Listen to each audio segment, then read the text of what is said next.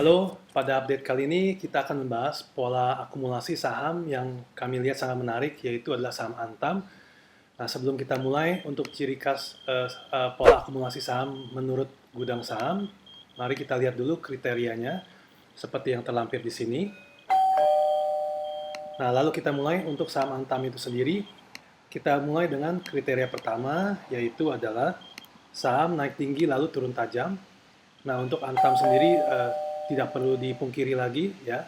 Pada waktu bulan Oktober tahun 2020, saham Antam naik dari 700 lalu ke angka 3.500. Nah, setelah itu Antam turun dari 3.500 sampai ke 2.100. Itu adalah penurunan sekitar 39% dalam jangka waktu 1 bulan saja.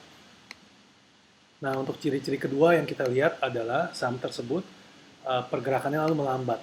Nah, kita lihat di sini setelah turun 1.300 poin atau 39%, lalu di bulan Februari Antam turun 950 poin atau 31%, lalu di bulan Mei menjadi 22%. Nah, terakhir di sini Antam hanya bergerak di lingkaran, kalaupun turun ke 2.100 hanya sekitar 18%.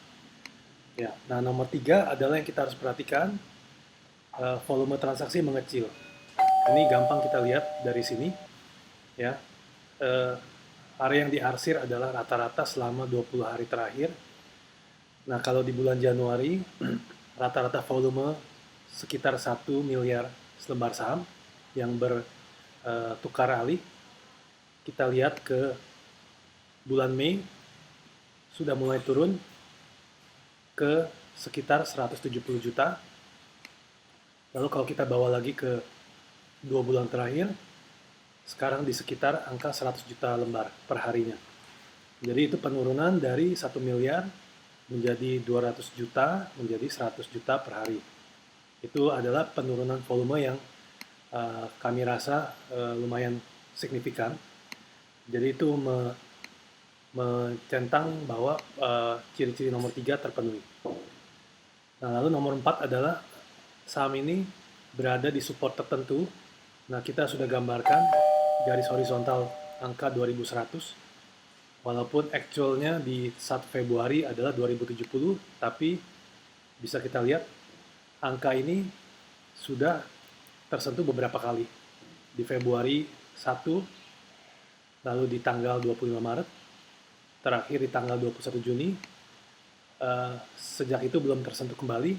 Nah, tapi kalau memang bisa tersentuh ke bawah, maka itu merupakan support yang kami pikir sangat kuat, karena tidak dapat tertembus ke bawah setelah hampir 9 bulan. Nah, kalau kita lihat akumulasi nomor 5, pola nomor 5 adalah akumulasi selama minimal 3 bulan. Ini sangat sulit untuk kita penuhi, tapi kalau kita lihat secara jangka panjang, sebenarnya terjadi akumulasi lumayan lama di angka ini. Jadi sejak bulan Mei, tapi ini adalah akumulasi yang sangat tinggi ya, antara 2100 dan 2700, ini sekitar 25%. Jadi untuk pola ini belum terlihat dari Antam, akan tetapi terdapat pola akumulasi walaupun rentangnya sangat tinggi antara 2100 dan 2700 di sini. Lalu ciri-ciri terakhir nomor 6 adalah setelah naik volume transaksi kembali naik. Saat ini belum terjadi karena Antam masih berada di sideways-nya. Jadi kalau memang sudah naik di level 2700, kita akan bisa perhatikan lagi apakah volume Antam akan naik menuju ke misalnya dari 100 juta ke 200, 300, atau 500. Nah, secara general kita merasa sangat yakin bahwa Antam bisa tertahan di support ini 2100. Kita lihat contoh temannya adalah Harum Energy. Ya, Harum Energy kalau kita lihat sangat mirip dengan Antam. Ya, Jadi terdapat pola akumulasi dan juga volume yang menurun. Dan kita lihat akumulasinya juga sekitar 20%. Tapi setelah naik, dalam jangka waktu 2 hari langsung menembus ke arah 7.600.